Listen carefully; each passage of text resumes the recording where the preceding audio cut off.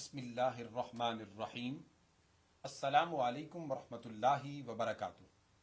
معزز ناظرین، پروگرام غیب کی دنیا جس کو آپ TV One Dish Network یا سلنگ انٹرنیشنل پر ملاحظہ فرما رہے ہیں، ڈاکٹر سید شہزاد مصطفیٰ آپ کی خدمت میں حاضر ہوں۔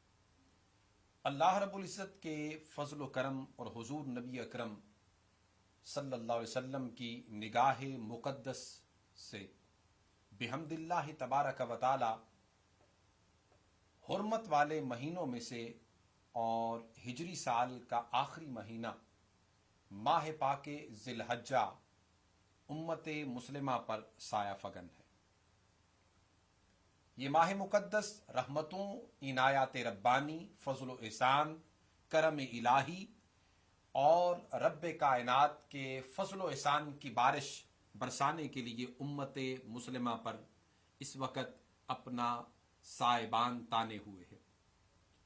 ہر شخص کی یہ حسب استطاعت، حسب توفیق یہ کوشش ہونی چاہیے کہ اس ماہ مقدس میں اللہ رب العزت کی بارگاہ سے حسب ظرف، حسب کشکول اپنے اپنے لیے رحمتوں، عنایات ربانی کو ضرور حاصل کرے۔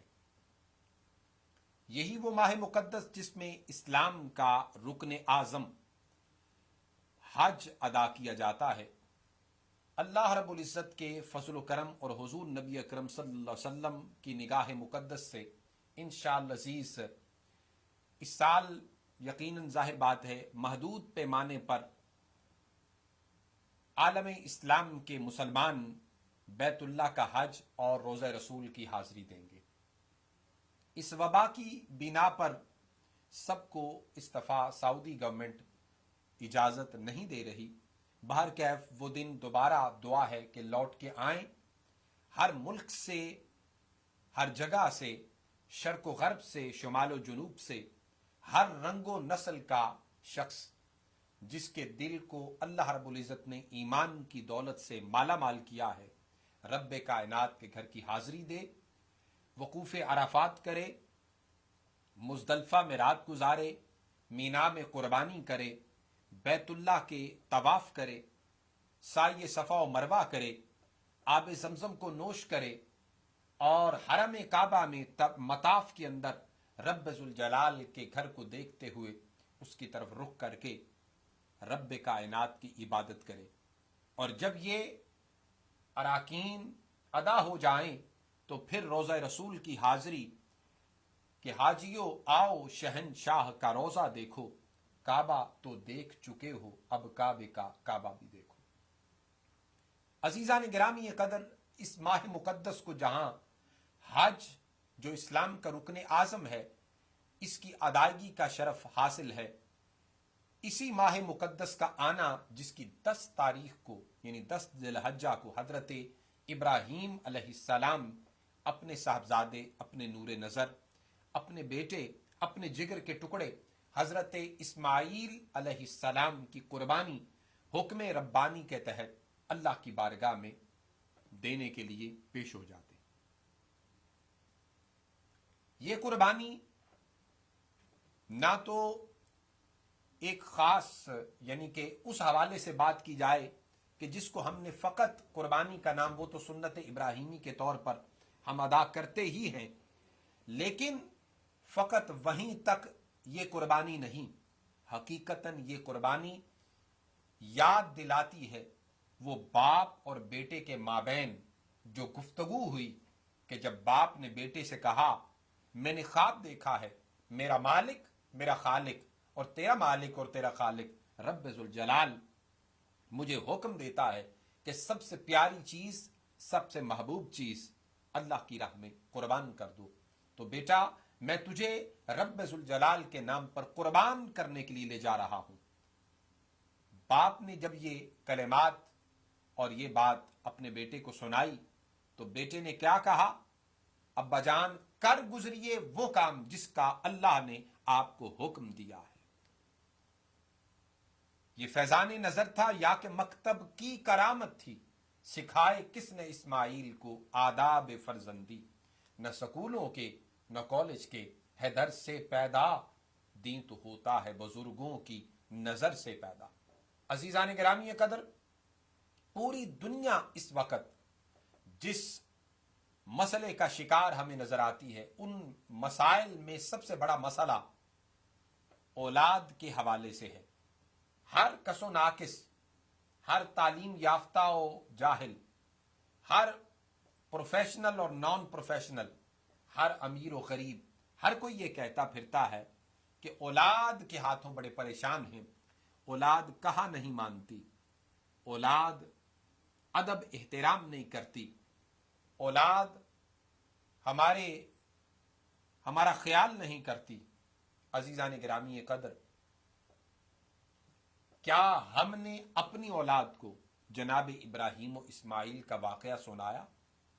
کیا ہم نے خود اس پر عمل کیا جب ہمارے والدین بوڑھے ہو گئے؟ کیا ہم نے رزق حلال کھایا اور کھلایا؟ کیا ہم نے اللہ کے احکامات پر عمل کیا، نماز پڑھی، روزہ رکھا، زکوٰۃ دی، حج کیا؟ قربانی کے حوالے سے ہر کوئی کرنے کی کوشش تو کرتا ہے اور خواہش کا اظہار بھی کرتا ہے، اور اسی شوق کے اندر اظہار وارفتگی بھی رکھتا ہے، لیکن بڑی بات قابل توجہ ہے کہ کیا قربانی کے لیے جس پیسوں سے وہ بکرا، دمبا، مینڈا، وہ گائے، وہ اونٹ خریدا جا رہا ہے، کیا وہ حق حلال کی کمائی ہے؟ کیا غریبوں، مسکینوں، محتاجوں، بیواؤں کے حقوق کی پامالی کر کے رشوت، چور بازاری اور حرام طریقے سے مال کما کر تو نہیں یہ قربانی کی جا رہی؟ اور پھر اس قربانی کو جو ہم سمجھتے ہیں خوبصورت موٹا تازہ دمبا لا کر اور اچھا خاصا صحت مند جانور لا کر کیا جائے، کل کو پل صراط پر ہمارے لیے سواری کا باعث بنے گا اور آسانی سے گزروانے کا باعث بنے گا، کیا ہم نے اس کو خریدنے میں حق حلال کے ذرائع اختیار کیے؟ عزیزان گرامی قدر، یہ وہ ساری باتیں ہیں جن کا تعلق دین سے بھی ہے، دنیا سے بھی ہے، جن کا تعلق ہمارے ظاہری وجود سے بھی ہے، ہماری باطنی کائنات روحانیات سے بھی ہے۔ آج ہم کیوں مارے پھر رہے ہیں؟ کیوں آج ہم مسائل کا شکار ہیں، نفسیاتی امراض کا شکار ہیں، گھریلو پریشانیوں کا شکار ہیں، اولادوں کے حوالے سے پریشانیوں کا شکار ہیں، کاروبار کے حوالے سے پریشانیوں کا شکار ہیں، بہتر سے بہتر تعلیم ہونے کے باوجود، اچھے سے اچھا پروفیشن ہونے کے باوجود، بہترین کاروبار اور ذرائع انکم ہونے کے باوجود، لیکن پھر بھی ہر بندہ بے برکتی کا رونا پیٹتا رہتا ہے، اور ہر کوئی اسی بھور میں پھنستا ہوا نظر آتا ہے۔ کیوں؟ اس کی وجہ کیا ہے؟ اس کے پیچھے بنیادی طور پر توکل جو ہم میں ہونا چاہیے وہ نہیں ہے، اس میں رزق حلال کے ذرائع نہیں ہیں، اس میں جتنی چادر ہو اتنے پاؤں پھیلانے کا ہمارا نظریہ نہیں ہے۔ ہم ہمیشہ اوپر کی طرف دیکھتے ہیں، اپنے سے نیچے کی طرف دیکھ نہیں رہے، اس لیے پریشانیوں کا، مصیبتوں کا، مسائل کا شکار ہے۔ اور ان مسائل کے حل کے لیے ہمارا یہ پروگرام بحمد اللہ تبارک و تعالی قرآن و سنت سے آپ کی روحانی فکری تربیت کرنے کے لیے موجود ہے، اور یہ بتانے کے لیے کہ قرآن مجید فقط منزلیں پڑھنے نہیں آیا تھا، قرآن مجید فقط ثواب کی غرض کے لیے نہیں آیا تھا، قرآن مجید فقط ادب و احترام کر کے اس کو غلاب پہنا کر اوپر والی چھتی پر رکھنے کے لیے نہیں آیا تھا، اوپر کی شیلف میں یہ یا الماریوں کے اوپر رکھنے کے لیے نہیں آیا تھا۔ قرآن مجید آیا تھا کہ صبح اس کی تلاوت کرو اور اس سے سیکھو کہ سارا دن جو گزارنا ہے کیسے گزارنا ہے، شام کو اس کو پڑھو تو سیکھو رات جب اکیلے میں خلوت گزین ہو جاؤ تو راتوں کو کیسے بسر کرنا ہے۔ یہ اس لیے آیا تھا کہ ہم اپنی تعلیم تربیت کیسے کریں، رشتہ ازدواج میں منتقل ہو جائیں تو یہ حکم کیا دیتا ہے، اللہ پاک اولاد عطا کر دے تو ان کی تعلیم تربیت ہم نے کیسے کرنی ہے، یہ حکم دیتا ہے. کاروبار یا جاب یا نوکری دے تو یہ حکم دیتا ہے وہ کس طرح کرنی ہے. ہمسایوں سے، والدین سے، بہن بھائیوں سے، قریبی رشتہ داروں سے، اہل محلہ، اہل علاقہ، غریبوں، مسکینوں، محتاجوں، بیواؤں سے حقداروں کے حقوق کیسے ادا کرنے ہیں. مسلم نے مسلمان کے ساتھ کیسے رہنا ہے. نان مسلم سوسائٹی کے اندر کس طریقے سے زندگیاں گزارنی ہیں. انفرادی زندگی سے لے کر بین الاقوامی سطح کے مسائل تک کا یہ سلوشن دیتا ہے.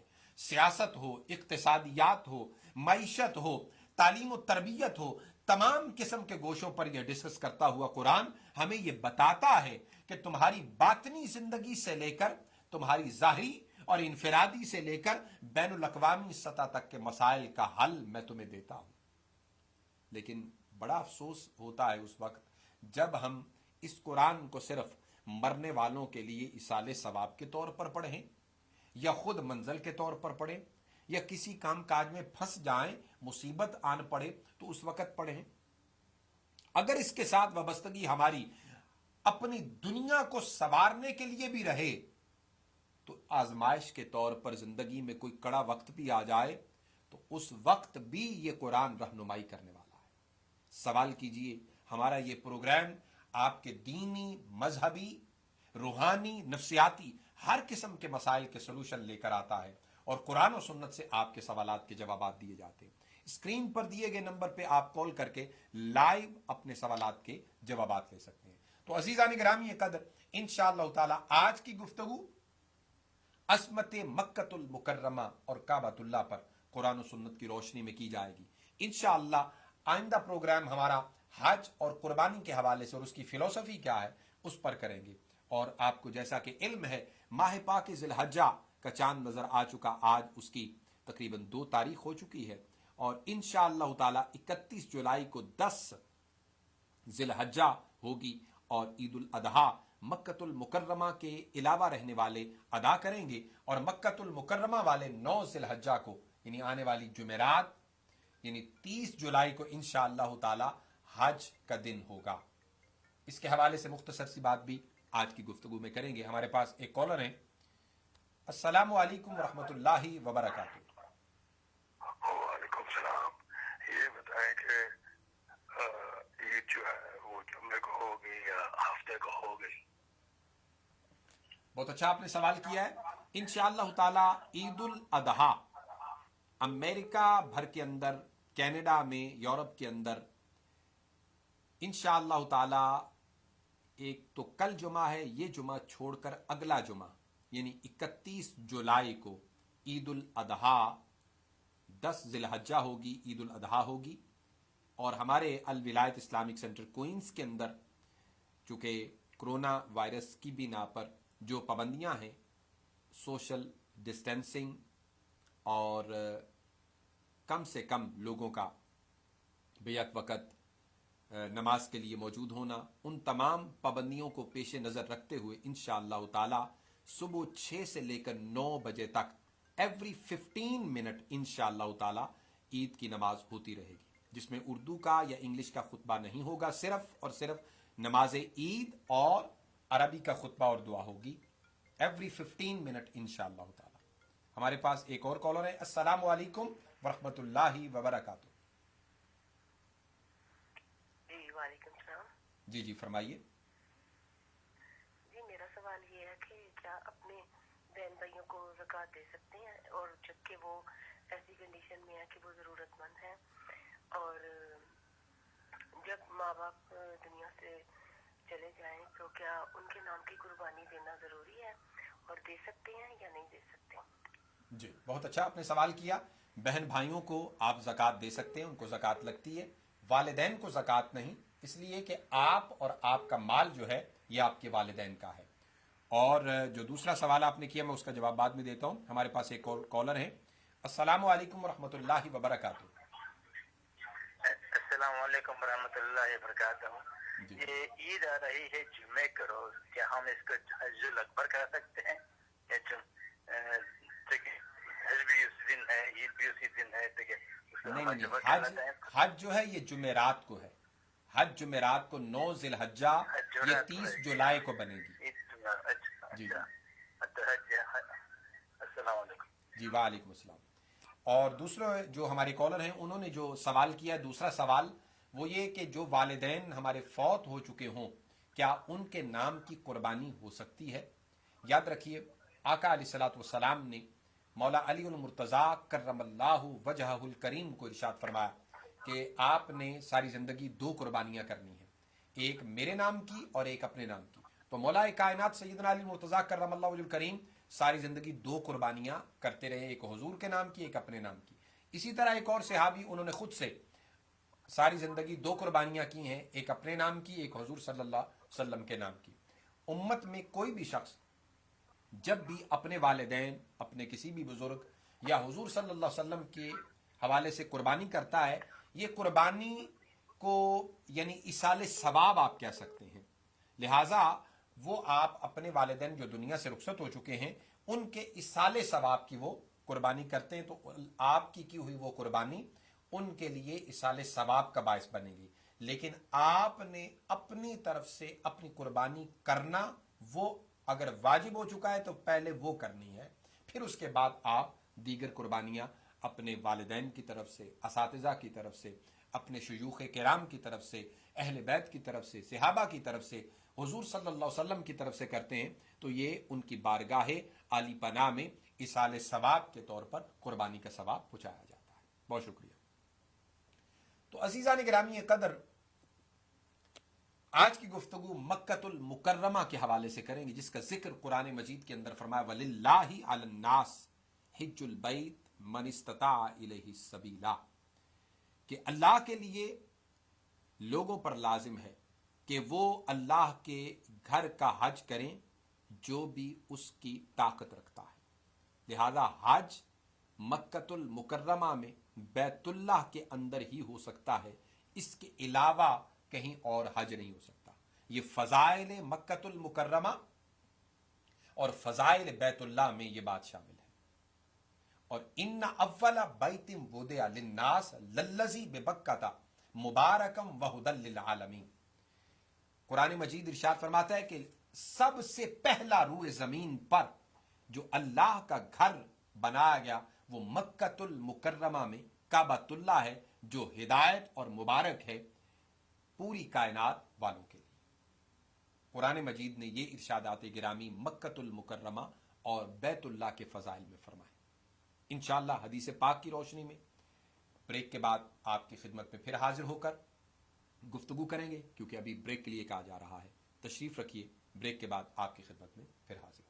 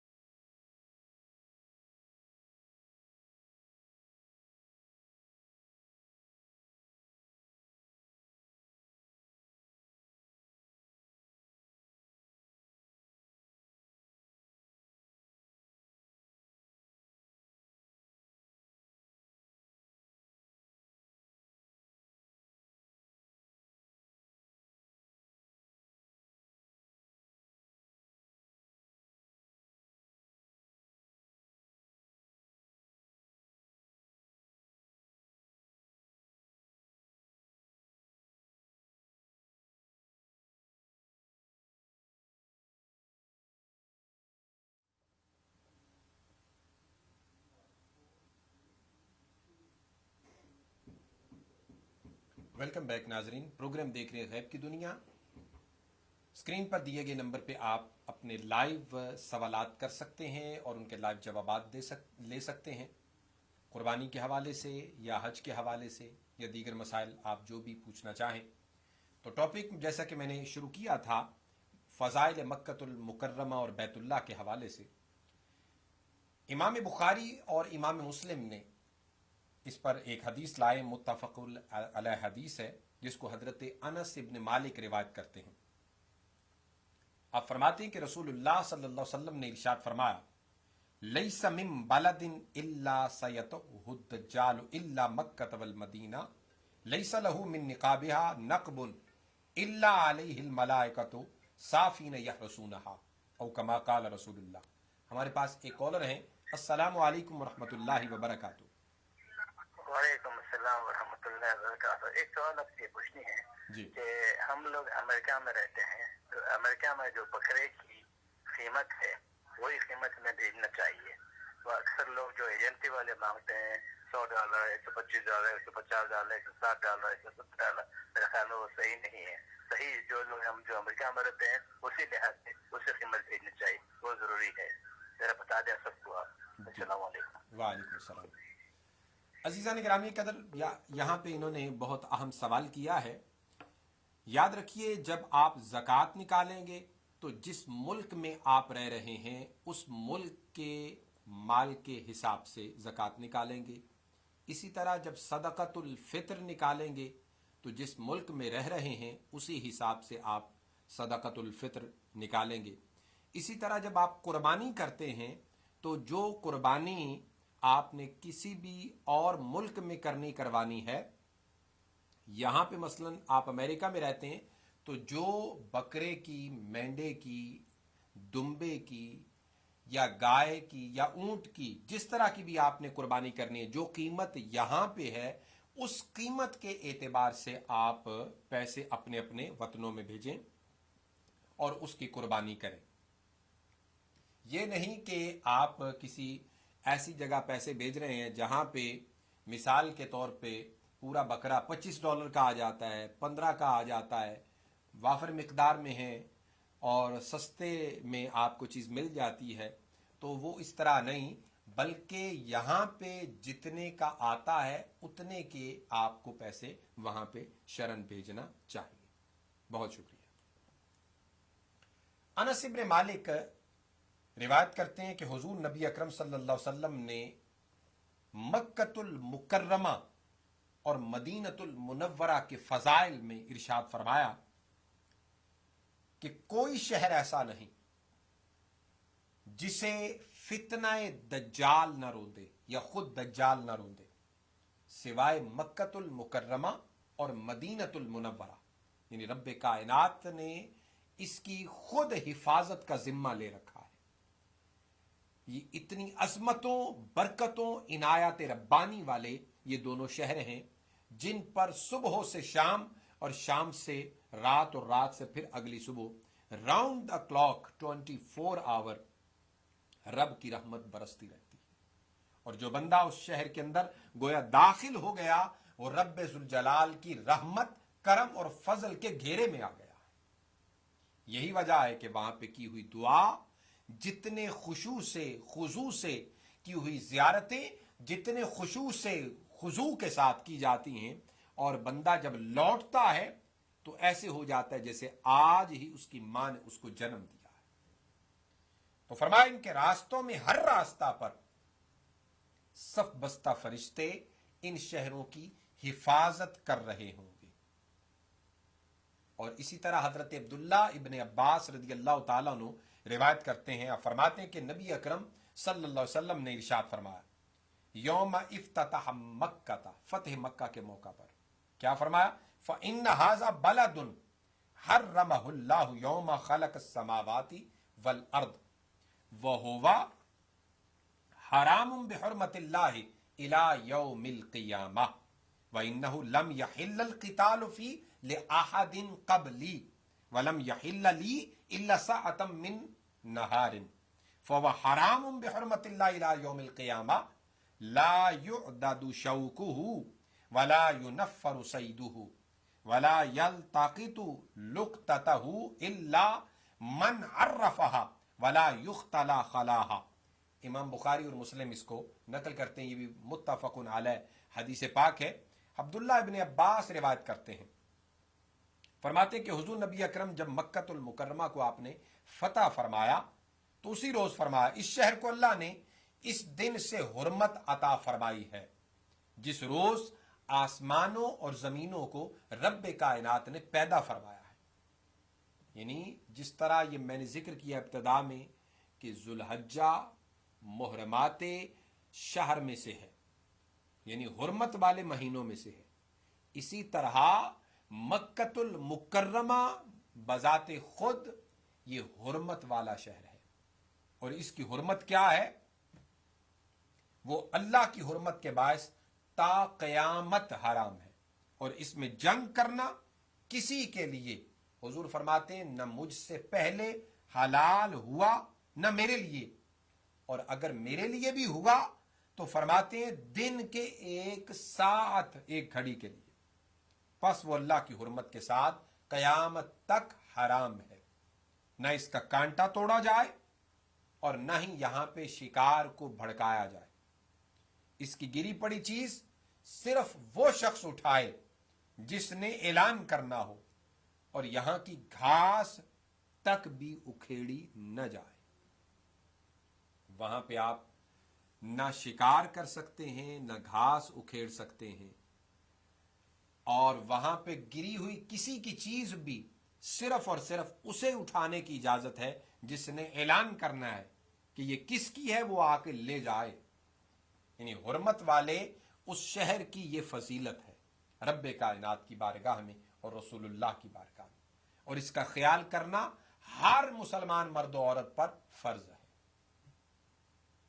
हजरत अब्दुल्ला इब्न अदी इब्न हमरा अज़्ज़ुहरी तीसरी रिवायत पेश कर रहा हूं, जिसको इमाम तिरमिज़ी, इमाम निसाई और इमाम इब्न माजा नकल करते हैं। और हजरत अब्दुल्ला इब्न अदी इब्न हमरा ज़ुहरी रिवायत कर रहे हैं, फरमाते हैं कि मैंने रसूलुल्लाह सल्लल्लाहु अलैहि वसल्लम को देखा वाक़िफ़न अलल हज़वरते, कि आका अलैहिस्सलातु वस्सलाम मकामे हज़वरा पर खड़े हैं। फ़क़ाला, हुजूर ने फरमाया, वल्लाहि इन्नके लखैरु अर्दिल्लाह व अहब्बु अर्दिल्लाह इलल्लाह वलौला अन्नी उखरिजतु मिनके मा खरजतु औ कमा क़ाल रसूलुल्लाह। अल्लाह रब्बुल इज़्ज़त के रसूल ने क्या बारगाह समदियत में और मक्कतुल मुकर्रमा को मुखातिब करके क्या फरमाया, अल्लाह की इज्जत की कसम, ए मक्का, तू मुझे अल्लाह ताला की सारी जमीन में बेहतर और अल्लाह की पूरी जमीन से ज्यादा महबूब है। अगर मुझे तुझसे निकल जाने पर मजबूर न किया जाता तो मैं हरगिज इस मक्का की सरजमीन को छोड़कर मदीनतुल मुनव्वरा हिजरत न करता। आप अंदाजा कर लें कि हुजूर सल्लल्लाहु अलैहि वसल्लम की बारगाह में और आपकी नजर में इस शहर मक्का से क्या महबूबियत का हमें इशारा मिल रहा है। और आका अलैहिस्सलातु वस्सलाम जब मदीना में तैयबा तशरीफ ले गए तो वहां पर भी हुजूर नबी अकरम सल्लल्लाहु अलैहि वसल्लम की ख्वाहिश ये थी कि चूंकि वहां जाकर किबला अव्वल बैतुल मक़दस की तरफ मुंह करके नमाज पढ़ना पड़ती थी, तो हुजूर की ख्वाहिश ये थी कि जब तानाजनी यहूदियों ने की कि मुसलमानों का नबी जब नई शरीयत, नया दीन और नई किताब लेकर आया है तो लिहाजा अपना काबा और किबला भी नया क्यों नहीं बना लेता। हुजूर अलैहिस्सलातु वस्सलाम को इसका बड़ा दुख होता, और आपकी चूंकि ख्वाहिश भी और आका अलैहिस्सलातु वस्सलाम की मक्कतुल मुकर्रमा से मोहब्बत भी यही थी कि मक्कतुल मुकर्रमा को अल्लाह रब्बुल इज़्ज़त हमारा किबला और बैतुल्लाह को काबा बना दे। और चूंकि हुजूर जब मक्का में थे तो आप जब नमाज पढ़ते थे तो मक्का की उस सिमत पढ़ते, काबा की उस सिमत पढ़ते जब जिस सिमत काबातुल्लाह और बैतुल मक़दस यक सिमत हो जाता। ये वहां जाके नामुमकिन था, यानी मदीना मुनव्वरा में, मक्कातुल मुकर्रमा में था। तो ये हुजूर अलैहिस्सलातु वस्सलाम का अल्लाह की बारगाह में इस ख्वाहिश का इजहार एक मरतबा मस्जिद क़िबलतैन, जो मौजूदा मस्जिद क़िबलतैन है, वहां नमाज के दौरान ये ख्वाहिश का इजहार हुआ, और बार बार हुजूर ने اسی خیال کو ذہن میں لے کر اللہ کی بارگاہ میں دیکھنا شروع کر دیا، جس کا ذکر سورہ بقرہ میں اللہ پاک فرماتا ہے قد نرا تقلب وجهک فی السماء فلنولینک قبلۃ ترضیٰ فول وجهک شطر المسجد الحرام۔ قرآن مجید نے اس بات کا ذکر اس مقام پہ کیا ہے، اور یہاں پہ یہ بات بھی ذکر کر دوں کہ پوری دنیا میں یعنی مکہ المکرمہ میں تو ہے، آپ مکہ میں ہوں تو کعبۃ اللہ کو اور بیت المقدس کو یکسمت کر سکتے ہیں، لیکن استنبول موجودہ ترکی کا جو شہر جسے تاریخی اعتبار سے قسطنطنیہ کہا جاتا ہے، استنبول، جس میں ابھی آئے صوفیہ ایک مسجد دوبارہ جس کو مسجد کا درجہ دے دیا گیا ہے، جس پر میں پورے عالم اسلام کو مبارکباد بھی پیش کرتا ہوں،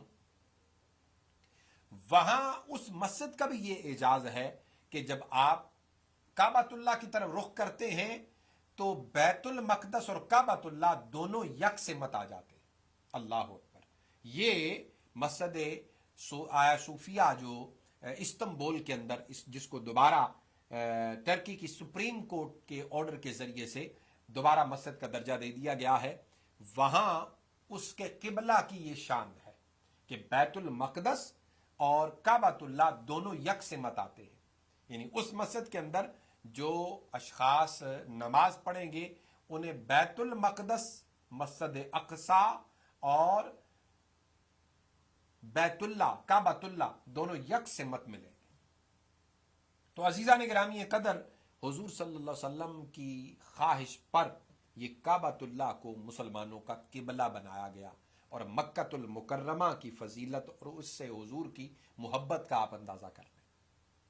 حضرت عبداللہ ابن عباس رضی اللہ تعالیٰ عنہ روایت کرتے ہیں، آپ فرماتے ہیں کہ نبی اکرم صلی اللہ علیہ وسلم نے مکہ کے لیے ارشاد کیا فرمایا؟ فرمایا ما اطیبک من بلد واحبک الی ولولا ان قومی اخرجونی من کے ما سکنت غیرک۔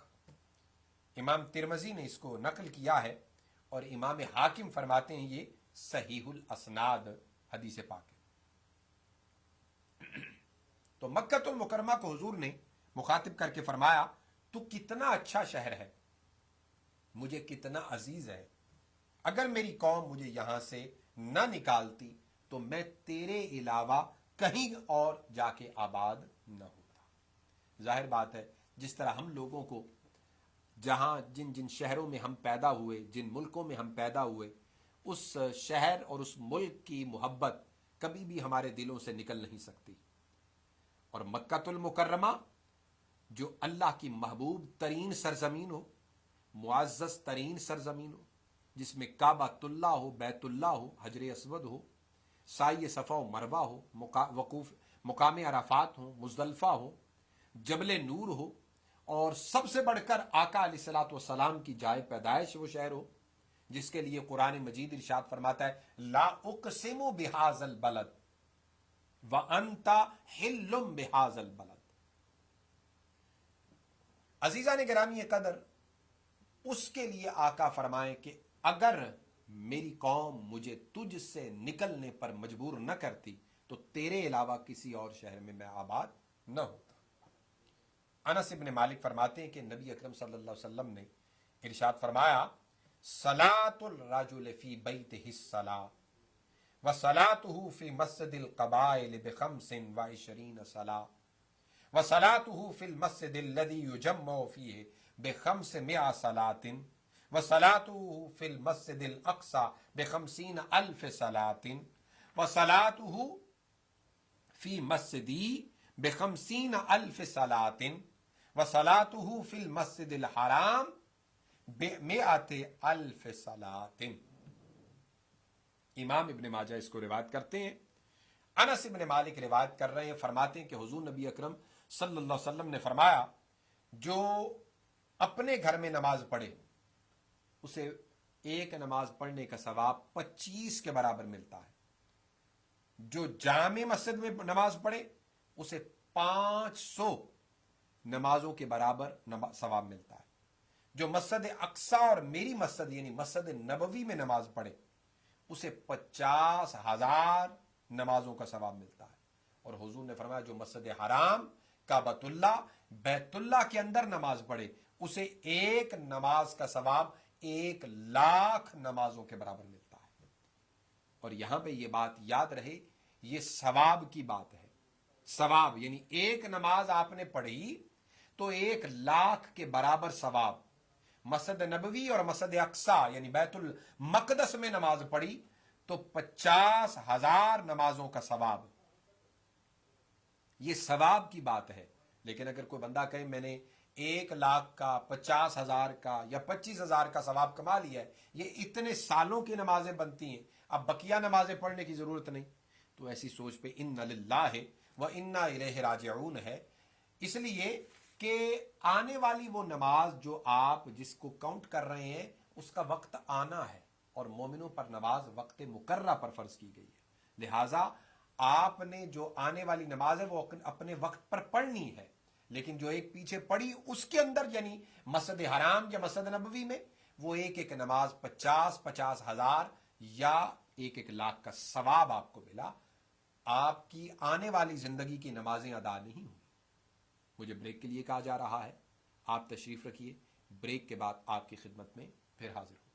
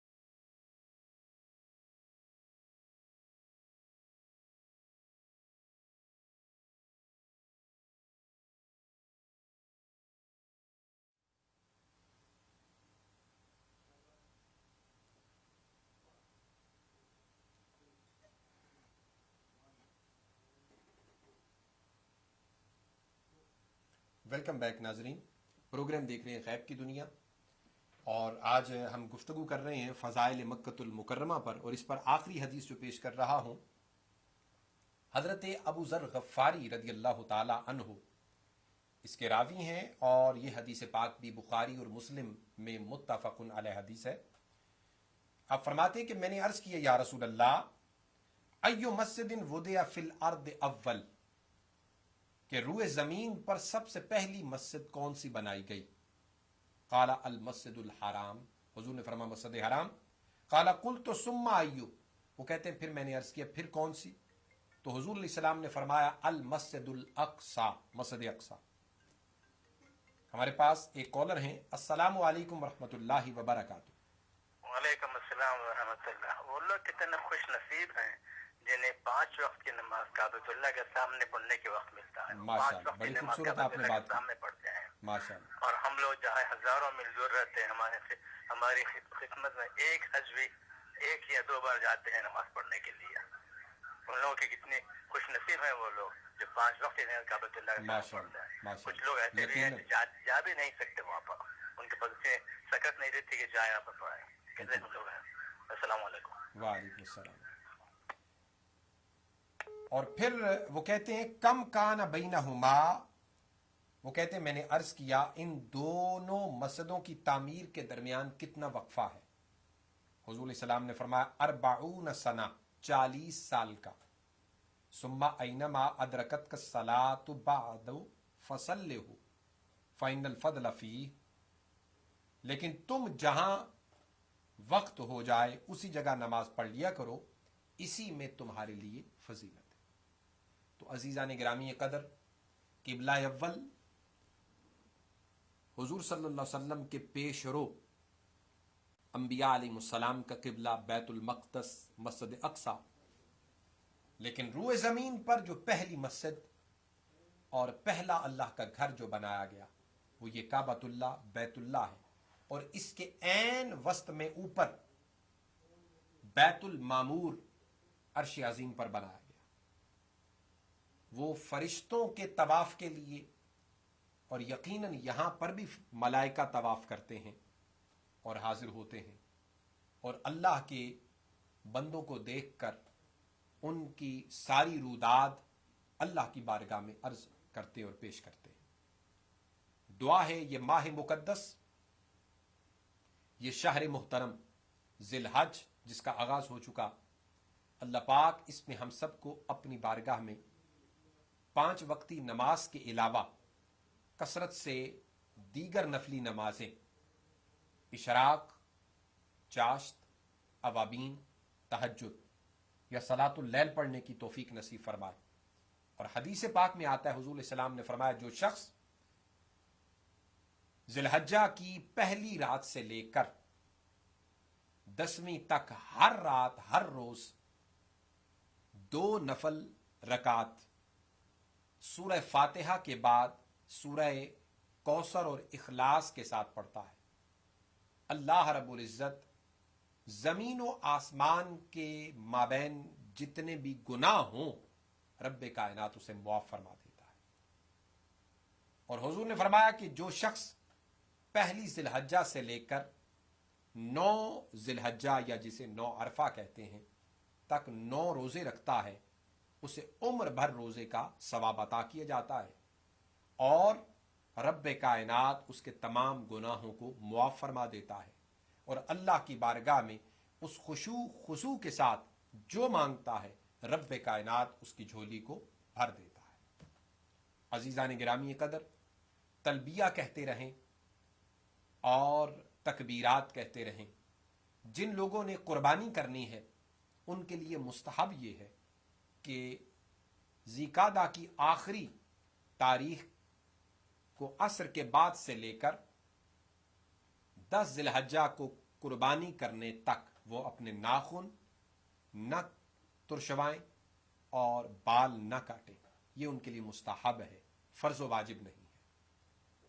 اور قربانی حقیقت میں جس کے حوالے سے انشاءاللہ تفصیلی بات آئندہ جمعرات شام 8 سے 9 کریں گے، حقیقت میں یہ نیتوں اور تقوی کا نام ہے، اور نیت اور تقوی یہ نصیب ہوتا ہے کہ آپ نے جو کمایا ہے رزق حلال، اس سے قربانی کا جانور خرید کر اللہ کی بارگاہ میں پیش کر رہے ہیں۔ اسی لیے اللہ پاک فرماتا ہے لَن يَنَالَ اللَّهَ لَحُومُهَا وَلَا دِمَاؤُهَا، اللہ کو نہ تمہارا گوشت پہنچتا ہے نہ خون، وہ تو تقوی کی بات کرتا ہے، اور وہ تقوی تمہارا پہنچتا ہے۔ اور تقوی کیا ہے؟ تمہاری نیتیں ہیں، تمہارے وہ ذرائع جن سے تم اس جانور کو خرید کر لا رہے ہو۔ اور اگر وہ حلال ہے، محنت کی کمائی سے خریدا گیا ہے، تو یقیناً دنیا میں بھی اللہ کی بارگاہ میں آپ کے لیے مقبول ہوگا، اور قیامت کے دن بھی آپ کے لیے مضبوط بارگاہ سمدیت میں پل صراط سے گزرنے کے لیے سواری ہوگا۔ اپنے لیے آسانیاں پیدا کیجیے، دوسروں کے لیے آسانیاں پیدا کیجیے، اپنی زبانوں کو، اپنے دل و دماغ کو اللہ اور اس کے رسول کے ذکر سے تر رکھیے۔ اللہم صلی وسلم وبارک علی سیدنا و مولانا محمد معدن الجود والکرم و آلہ الکرام و ابنہ الکریم منبع العلم والحکم وبارک وسلم وصلی علیہ۔ سبحان ربک رب العزت عما یصفون وسلام علی المرسلین والحمد للہ رب العالمین۔ پروگرام کے بعد کال کرنے کے لیے 646-552-6186 پہ آپ کال کر سکتے ہیں۔ انشاءاللہ ہمارا یہ پروگرام ویک ڈیز میں کئی مرتبہ ریپیٹ بھی ہوتا ہے، اور لائیو نیا پروگرام انشاءاللہ آئندہ جمعرات شام 8 سے 9 آپ لے کر آپ کی خدمت میں حاضر ہوں گے۔ والسلام علیکم ورحمۃ اللہ وبرکاتہ۔